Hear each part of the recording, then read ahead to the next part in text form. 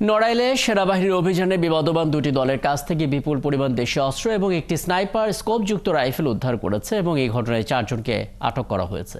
শনিবার সংবাদ সম্মেলন করে 20 ইস্ট বেঙ্গল রেজিমেন্ট আওতাধীন নড়াইল ক্যাম্প জানায়, নড়াগাতি থানার খসিয়াল গ্রামে শেখ এবং মোল্লা বংশের মধ্যে আধিপত্য বিস্তার নিয়ে দ্বন্দ্ব চলমান ছিল।